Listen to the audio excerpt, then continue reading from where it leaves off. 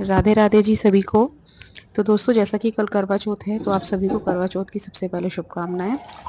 आज के मेरे दिन की शुरुआत हो चुकी है गर्म पानी के साथ, और गर्म पानी पीने के बाद जैसे ही मैंने देखा तो मम्मी तो पूजा पाठ करने के लिए मंदिर जा रही थी।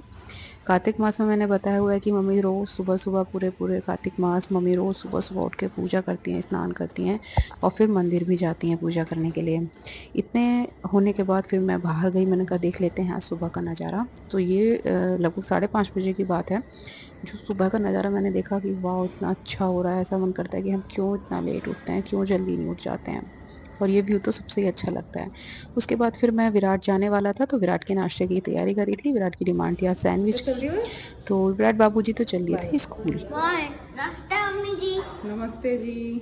चलो। इसके बाद फिर मम्मी ने करी आज मूली भुजी की तैयारी। मम्मी काटने लगी क्योंकि ये चीज़ मुझसे नहीं होती है, तो इसलिए बैठने का उठने का मम्मी ही सारा काम संभालने लगी है। मम्मी कह रही है कि तू आराम कर, तेरी अभी ऐसी कंडीशन नहीं है, तो इसलिए मम्मी ये सब चीज़ें मम्मी करती हैं। इसके बाद मैंने मसालेदार पिट्ठी बना ली थी सभी के सैंडविच के लिए, क्योंकि विराट का तो नॉर्मली बनता है और हम सबका मसालेदार सैंडविच बनता है। इधर मम्मी ने बाउल करने के लिए रख दी थी भुजी। उसके लिए आलू मूली जो काटा था वो सब चीज़ मम्मी ने उबालने के लिए रख दी थी। फिर मैंने वो निकाल दिया था कुकर में से। कुकर में से निकालने के बाद इसे निचोड़ना होता है। निचोड़ने के बाद फिर इसकी भुजी बनाई जाती है, जो छोक करके बनाई जाती है। तो ये हमारी तैयार हो चुकी थी। इसके बाद फिर मम्मी इतना कुछ करने के बाद विराट को स्कूल छोड़ कर के आई। ऊपर जा कर के मम्मी फिर कपड़े सुखाने गई थी, क्योंकि कपड़े धोने का काम भी अब मम्मी ने संभाल लिया है। मम्मी कहती है इसमें तुझे बैठना होता है, और मम्मी मशीन कम हाथ से धोना ज़्यादा पसंद करती हैं। तो इसलिए मम्मी कपड़े सुखा रही थी। विराट के हम सब के मम्मी ही धो लेती हैं अब कपड़े। तो मम्मी ने सुखाए कपड़े। ये छत पर सारे कपड़े सूख चुके थे हमारे। उसके बाद फिर मम्मी आकर के दोबारा नहाती हैं, दोबारा कपड़े पहनती हैं। और मैंने जैसा कि साग के लिए बोला था मम्मी से, तो मम्मी ने आज मेरी साग की फरमाइश भी पूरी कर दी। आजकल मेरी मम्मी बहुत केयर कर रही हैं, मेरी फरमाइशों का ध्यान रख रही हैं, मेरे से काम भी नहीं करवा रही हैं। कहती तो आराम कर दे, आराम का टाइम है। और जो मैं खाने को बोलती हूँ मम्मी वही रेडी कर देती हैं, चाहे एक दिन बाद हो, कहीं से भी लाना हो।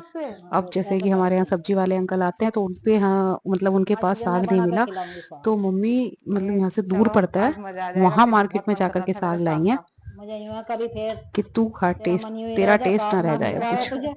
ये बोलते हैं ना कि इस टाइम पे अगर कुछ रह जाता है, मतलब किसी चीज में मन रह जाता है, तो वो फिर आगे बच्चे के लिए दिक्कत करता है कि बच्चा भूखा रह जाता है। उसके बाद फिर जो मेरी भुजी मम्मी ने बाउल की थी वो रेडी हो चुकी थी। तो मम्मी तो कर रही थी साग की तैयारी, मम्मी ने साग बाउल होने के लिए रख दिया था, और मैं इधर भुजी छोकने की तैयारी कर रही थी। और फिर मम्मी लग चुकी थी साग छोकने की तैयारी करने में। तो मम्मी ने इधर जो मेरे लिए साग काटा था, बाउल किया था, उसको अब छोक दिया था।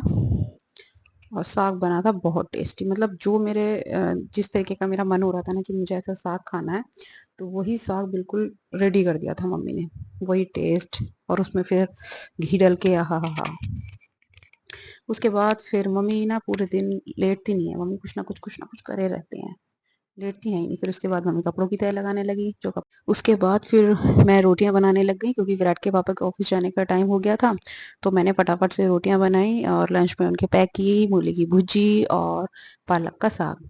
इसके बाद पापा उसके लंच लेकर के ऑफिस के लिए निकल गए थे, और फिर मैंने मम्मी को और विराट को खाना दिया। तो राधे राधे दोस्तों।